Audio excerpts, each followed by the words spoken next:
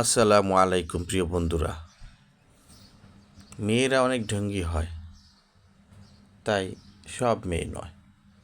তা তেমনি এই হাঁসগুলোর মধ্যে এই হাঁসটি একটু ঢঙ্গি হাঁস।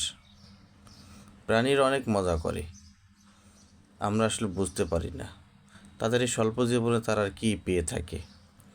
কষ্ট আর জর্জরিত বিপদ আপদ থেকে অবশেষে সে চলে যায় মানুষের পেটে। এরকম অনেক প্রাণী আছে যাদের অনেক বুদ্ধিমান, অনেক বিজ্ঞানী, অনেক বিচক্ষণ।